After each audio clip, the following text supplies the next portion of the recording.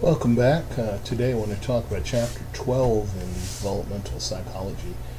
This is exciting to me because Chapter 12 is often the chapter that we don't have time to cover in the face-to-face semester.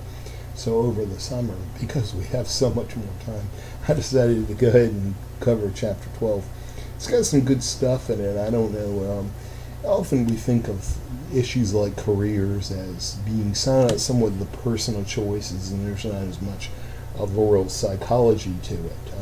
So I just want to point out some important psychological factors of career choices and the whole idea of the dynamics of work, the world of work. First of all, it is a very essential part of who we are, the way we identify ourselves. What are the reasons why people choose the careers that they do? How do they see themselves as particularly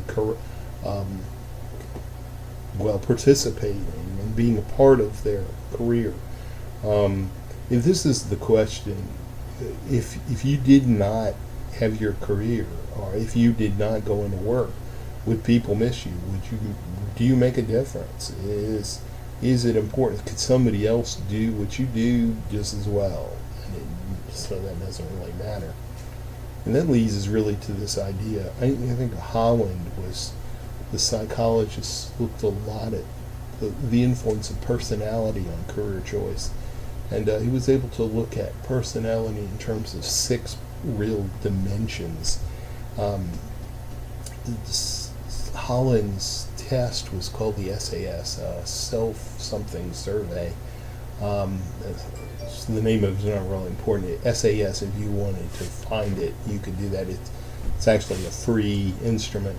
And it assesses those 6 dimensions: the investigative, which is how much you like to know stuff; social, how important it is to relate to other people; realistic, is how important is it for the work that you do to be something that you can see and touch; artistic, what is the degree to which you like to make new things and create; the conventional, which is more having to do with conventional,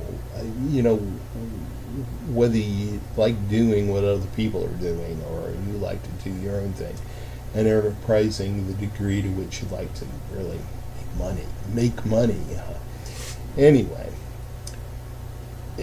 those are all dimensions we all have, but some of those dimensions would be stronger than others. And toward that end, every career would have a score that would depend on these 6. And then you could, if you took the test, you find your 6 dimensions, your scores on each of those, that would plug you into the right career. Some people don't believe that. They just say, well, I do whatever I want to do because I want to make money or something like that. The truth is that if you were to look at your personality and how it would fit your career choice, you might find that you enjoyed your work better. I know it might be hard for you to believe, but most of us really look forward to getting up in the morning and going to work. When you find the right career, it's like that. In fact, there are times I go, I love this so much that I would do it even if they didn't pay me. Of course, I wouldn't, because I need to make the money, but it is true that I really enjoy teaching that much, the interactions with students and all. Job satisfaction is really essential, and there's a good portion of this 12th chapter that talks about that. On the other hand, a lot of people are not satisfied with their jobs. And why is that? One of the reasons is something called alienation, where you don't feel the connection between you and your job. And this is what I'm talking about. If you're doing something, you can be making a lot of money, but you don't see that you really contribute specifically, and you can become alienated.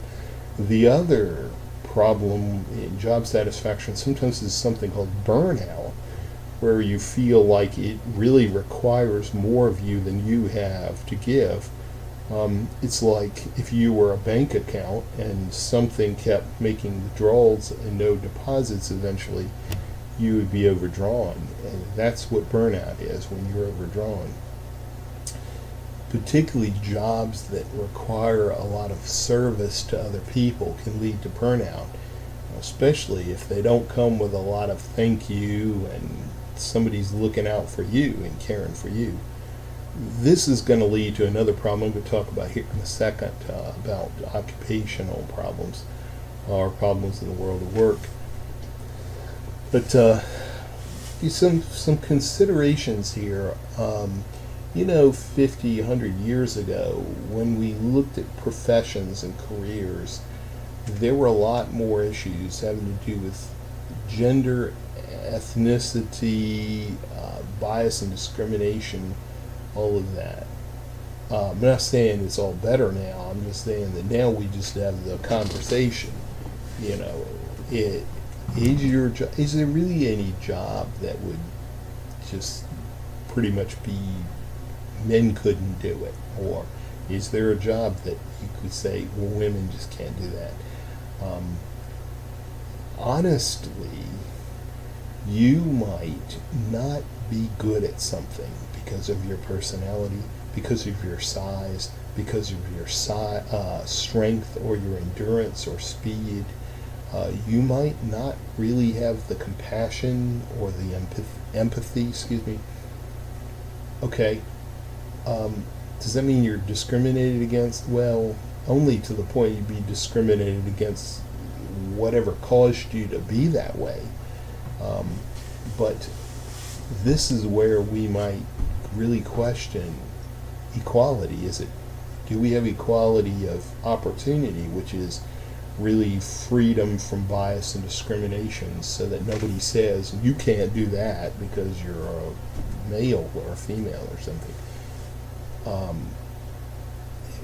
Hopefully we can and have gotten over that to some degree.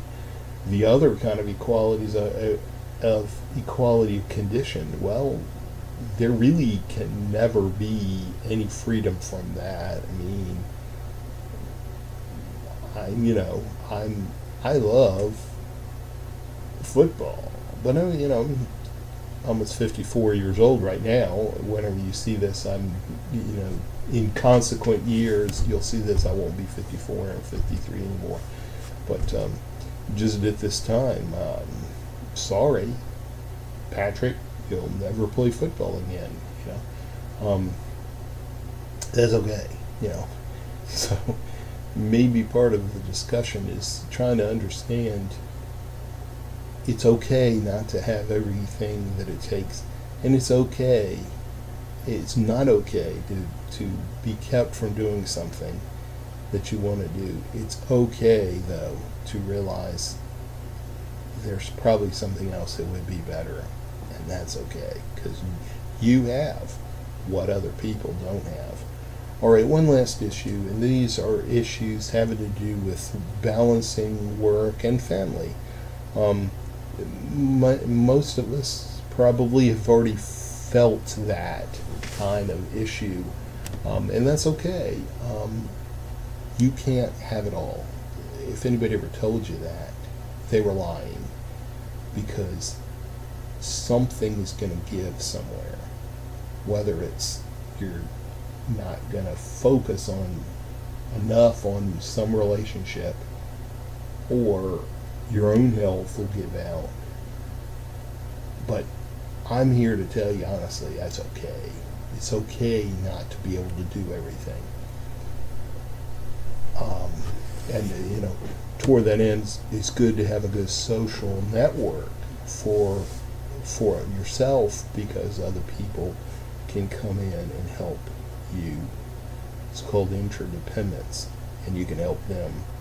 And then we'll also find as most of us grow in age, get older, we're more and more put in the middle between taking care of those younger than us and even taking care of those older than us, which I think your book calls the sandwich generation. We have multiple roles, generational roles, to take care of other people. And this right here is a strain on a lot of us because we also need to work for our own self-efficacy and self-concept. So the question is, how do you balance? You can balance, but something is always going to give, and that's okay. Anyway, I hope y'all have a wonderful week and take care of yourselves as you are considering this chapter in the world of work.